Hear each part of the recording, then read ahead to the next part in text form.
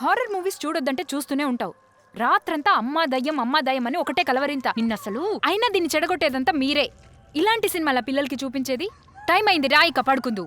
పొద్దున్న స్కూల్కెళ్ళాలి.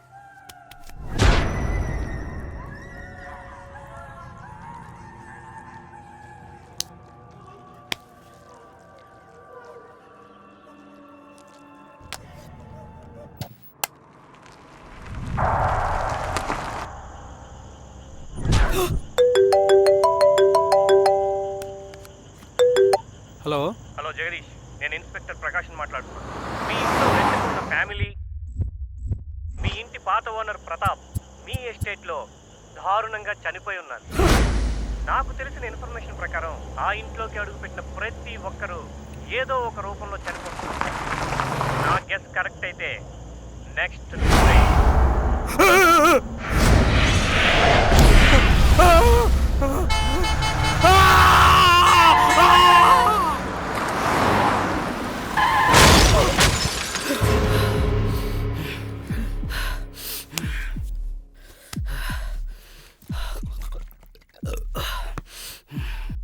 ఎక్కడో ఉన్న నా పరిస్థితి ఇలా ఉంటే ఆ ఇంట్లో ఉన్న వాళ్ళ పరిస్థితి ఎలా ఉందో ఏంటో.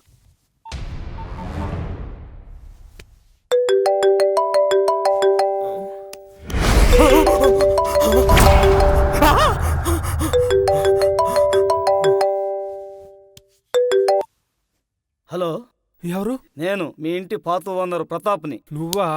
ఏంటి ఈ టైంలో కాల్ చేసావు? ఆ హౌస్ లో ఎవరన్నా రెంట్కున్నారా? ఉన్నారు. అయితే ఇప్పుడేంటి? అక్కడేమీ ప్రాబ్లం లేదు కదా? ప్రాబ్లం ఏంటి? అసలు నువ్వు దేని గురించి కాల్ చేసావు? ఏం లేదు, క్యాజువల్గా అడిగానంతే. చూడు సార్, అర్ధరాత్రి పూట నువ్వు ఆ ఇంటి గురించి కాల్ చేసి అడుగుతున్నావంటే ఆ ఇంట్లో ఎన్ని ప్రాబ్లమ్స్ ఉన్నాయో నేను అర్థం చేసుకోగలను.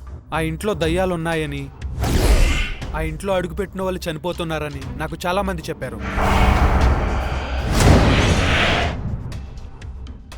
నువ్వేమో ఆ దయ్యాల కంపెనీ నాకు అమ్మేసి వెళ్ళిపోయావు. ఒకవేళ అందరూ అనుకున్నట్లు ఆ ఇంట్లో నిజంగానే దయ్యాలు ఉన్నట్లయితే నేను మొట్టమొదటి నీకే కాల్ చేస్తాను, సరేనా?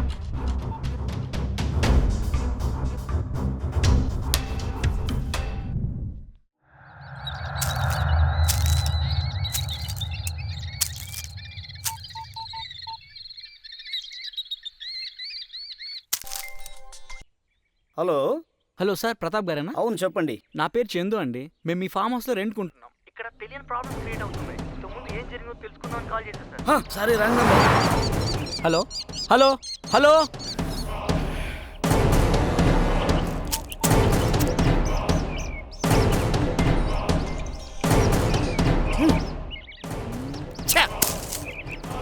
ఆ ఎస్టేట్ దగ్గర నుండి కాల్ వచ్చిందంటే అక్కడ ప్రాబ్లం స్టార్ట్ అయినట్లు. ఆ ఎస్టేట్లకి అడుగు పెట్టి ప్రాణాలతో బయటపడిన వాళ్ళు ఎవరూ లేరు. అది ఇల్లు కాదు, అది ఒక మర్మ భూమి.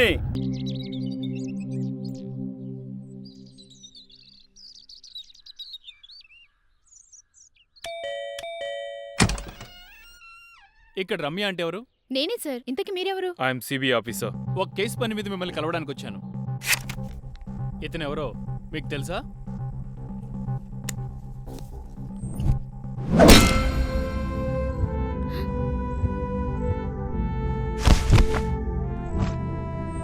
రమ్య, అతను ఎవరో నీకు తెలుసా?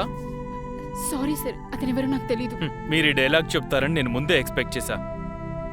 ఓకే, ఇతని గురించి చెప్పే ముందు ఫస్ట్ మీకు ఒక ఎస్టేట్ గురించి చెప్పాలి. ఒకరోజు మార్నింగ్ మా పై ఆఫీసర్ కాల్ చేసి ఒక కేసు పని మీద అర్జెంటుగా నన్ను కలవాలన్నారు. Hi sir. హాయ్. ఏంటి అర్జెంటుగా రమ్మన్నారు? విజయవాడకి 10 కిలోమీటర్ల దూరంలో సిటీకి అవుట్స్కట్స్లో ఒక ఎస్టేట్ ఉంది. ఆ ఎస్టేట్లోకి అడుగు పెట్టాలంటేనే చుట్టుపక్కల జనాలు భయపడుతున్నారు. అసలు విషయం ఏంటంటే ఆ ఎస్టేట్లో ఒక ఫ్యామిలీ సూసైడ్ చేసుకుని చనిపోయింది. వాళ్ళు దయ్యాలుగా మారి అక్కడే తిరుగుతూ అక్కడికి ఎవరు అడుగుపెట్టినా సరే వాళ్ళని చంపేస్తున్నారు. నాన్సెన్స్ సార్, ఈ కాలంలో దయ్యాలు భూతాలేంటి? చూడు చందు, మనం దేన్ని తక్కువ అంచనా వేయకూడదు. ఈ భూమి మీద మన కంటికి కనిపించిన శక్తులు ఎన్నో మన చుట్టూ తిరుగుతున్నాయి. అక్కడేం జరిగేది కనిపించడం లేదని, అక్కడేం జరగడం లేదని అనుకోవడానికి లేదు. ఇది కూడా అంతే. నీకెంత తొందరగా వీలైతే అంత తొందరగా సాల్వ్ చేయి. ఈ కేసుని హిస్టరీలో మిస్టరీ కాకుండా okay, sure sir. All the best.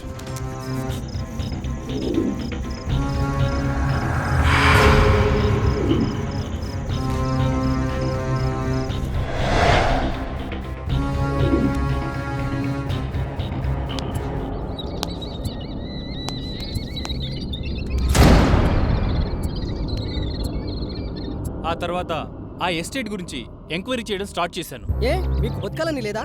మేము సిబిఐ ఆఫీస్. మీరు సిబిఐ ఆఫీసర్ అని మాకు తెలుసు, ఆవాసంలో ఉన్న దయ్యాలకి తెలియదు కదా. చూడండి, కొన్ని విషయాల గురించి తెలుసుకోవడం మంచిది, ఇంకొన్ని విషయాల గురించి తెలుసుకోకపోవడం చాలా చాలా మంచిది. సర్లే కమాన్ గెట్ ఇన్. ఆ ఎస్టేట్ గురించి చెప్పడం కాదు కదా, ఆ ఎస్టేట్ గురించి అడగగానే అందరూ భయపడి పారిపోతున్నారు.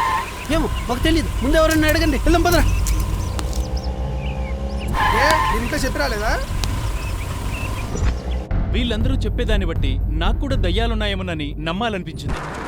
ఇంకా ఈ ప్రపంచంలో దయ్యాలని, భూతాలని ఇలాంటి అర్థం కాని ప్రశ్నలకు సమాధానం తెలుసుకుందామని నేను వెళ్ళి ఒక సాధువుని కలిశాను.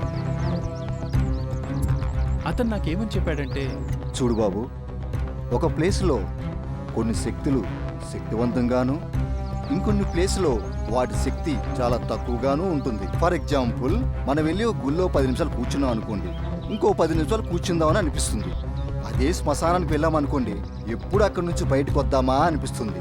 నువ్వు అన్నట్టు ఆయా ప్లేసుల్లో శక్తిలే గనక లేకపోతే మన మైండ్ సెట్ ఎందుకు మారుతుంది? నువ్వే ఆలోచించు అని చెప్పాడు. అప్పట్నుండి నాకు ఈ భూమి మీద దయ్యాలని కాదు, ఏవో శక్తులున్నాయని నమ్మాలనిపించింది. ఎవరో ఈ ఎస్టేట్ గురించి డాక్యుమెంటరీ తీశాడని తెలిసింది.